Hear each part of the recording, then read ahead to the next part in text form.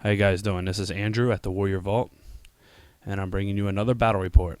This is Game 3 at the Outside the Box tournament, and that's in Voorhees, New Jersey. I'm fighting Justin, and he brought his Ogres.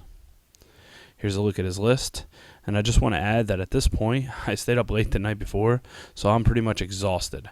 So I tried to take the best pictures I could and tried to have the best representation, but I may have missed a few things, but let's check it out. Alright, so for high magic, I got Hand of Glory, Walk Between Worlds, Arcane Unforging, and Fiery. And he had a level 2, I believe, of them all, and a level 4 of Death on a Flying Carpet. I don't know exactly what I had from all. I don't think it was relevant in the whole game. My deployment here, my Fast Cavalry, my Vanguard up here. And I got my Silver Hounds, the Birds, 10 Archers, Sisters with the Handmaiden, my horde of White Lions with the Heroes, Bolt Thrower, more Archers, and another Bolt Thrower. His deployment, he has a Saber Tusk, 4 Mournfang. We have the Iron Blaster. We have 6 regular Ogres, another Iron Blaster, 9 Bulls and 2 Heroes, level 2, I believe, and Bruiser. Here's the flying guy on the carpet. 6 Man-Eaters, and another Saber Tusk. Alright, Ogres 1, turn 1. And he charges right here. See, this was an interesting combat. I thought that I wouldn't have too much of a problem with this, but he had said, yeah, I've done this before. So, he knew what he was doing. And there's a look at his lines, and we decided to remove that piece of terrain. It wasn't really doing anything for us. So, we just both agreed and took it out. And he flies over here, moves his troops up, and he also brings a Saber Tusk forward. Magic, he tries to caress the Handmaiden. That's the strength test and death.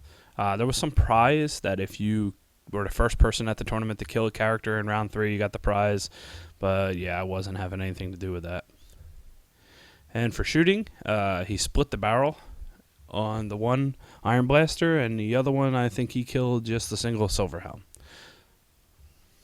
Alright, High Elves turn 1. I fly my Frost Phoenix over here to threaten the Mournfang so that I could take a nice flank charge if they try to come down the field. And plus I wanted to kind of be behind the building so that if he shoots his Iron Blaster at me, he can't really see me. He would have to move in an unfavorable position. The White Lions move up aggressively. And yeah, shooting was terrible. This was my Potion of Strength Handmaiden. She tried to shoot, and she needed 2s to hit and 2s to wound for the Mournfang, and she rolled all 1s. It was terrible. And also, my Bolt Throwers did the exact same thing, to the point where my opponent looked at me and was blown away by how bad my luck was. Alright, so for magic, though, I got Hand of Glory, and I used the Handmaiden's ability to get it twice, so I got my weapon skill up to 10. So what I'm thinking here is he's probably going to charge me with everything, being he's Ogres, and when he does so, I'll be able to have weapon skill 10, so he's got to hit me on 5s, and I'll also have a 3-up ward. Alright, so that's a look at the end of turn 1. Ogres turn 2. Okay, so he tries to charge me with the Mournfang. I positioned myself last turn that every charge except for maybe his caster would have been in the front, but he failed to charge anyway. And he flies up, and he Purple Suns down my flank, well, down my front, and into my Sisters, I believe. And he also brings his Saber Tusk up, so he's going to try to double flee. The Purple Sun doesn't really hurt me all that much. I only fail on 6s. I didn't roll too many 6s. As I said, my rolling was bad. So since my rolling was all low, I didn't take many wounds. And these are why these cannons are so dangerous, or this is why, rather. He could barely see the base. He could see the corner of it, and he could see the ground, so he goes 10 inches from the ground, from the corner of the base, and of course he hits it. I was scared. He did 2 wounds. Not so bad. Combat over here, I finally was able to break his Saber Tusk after he killed 3 of my Cav. Alright, High Elves turn 2. Alright, so I take advantage of the fact that he failed that charge. I fly up into his flank. I would have charged with the Silver Hounds, but I don't think that I needed it, so I moved up in a position in which after the Phoenix overruns, he's going to be able to either hit the ogres or be out of the way, hopefully, to a point in which I could charge one of the cannons. And not the one with the broken barrel, obviously, the one to the far left, so I can take both of them out of commission. And over here, he double fled. He fled with the Saber Tusk, and then he fled with the Caster, and I wasn't able to do anything but move forward. And I moved my fast cavalry around, and sisters shoot and kill the Saber Tusk. And magic, I get Hand of Glory plus 1 weapon skill, whoop-de-doo, and this hurt. This was combat. Well, for shooting, I killed 2 man-eaters with all my shooting, which that was good. But see, I didn't overrun into the ogres, and I didn't catch the Mournfang. The worst possible thing to happen could have happened, and it did. I'm right in my way, can't get the charge I want. I'm not in the combat, so I'm open to get shot. This is terrible positioning. And this is a view of end of turn 2. Ogres turn 3. Alright, so he charges me with the bulls, my silver helms, and he charges me here with the iron guts and the man-eaters. And he reforms his general, and he reforms the Mournfang. Alright, so I don't think anything happened notable in magic. And of course the cannon shoots and kills the Frost Phoenix. I was hoping to at least make my ward save. That would have been amazing. That would have been great, huge, but it didn't happen. And combat here was a push, and combat over here was really bloody. Well, yeah, I didn't have the most desirable ward save, but I was able to kill many ogres, a couple man-eaters, and he took 8 from me.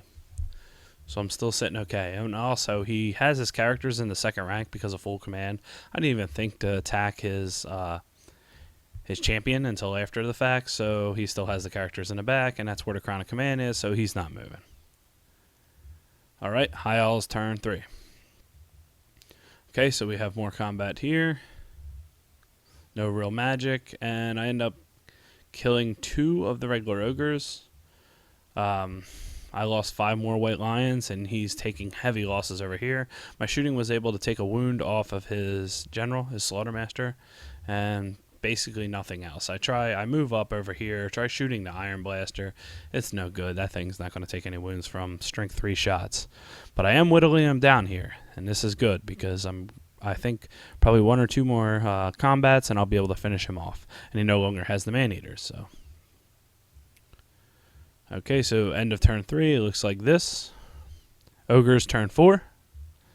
Yeah, so he moves into position to cast Purple Sun down my flank.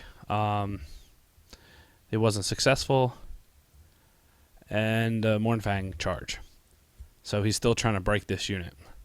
Yeah, the Purple Sun dropped on his head, which is terrible. And these guys down here, they had died earlier, I think, from the other Purple Sun he sent down the line to hit them. And I lost 1 cav here. So the end of combat looks like this. Yeah, I lose 7 or 8, but I'm able to put 2 wounds on a unit champion, kill his BSB, to a wound to the Mournfang, and the ogres are running. So that's the end of the game. He calls it. I think we ended on. See, I want to say we went to turn 5, but I only have slides for 4 turns. We may have gone to turn 5, but nevertheless, it was a good game. It was a creative list, and he had the best looking bases I've probably ever seen in a long time. It was a great looking army. He won best painted. So I just want to thank Justin for the good game. And yeah, guys, thanks for watching. If you have any comments, comment, share, and like the video. Thanks a lot, guys.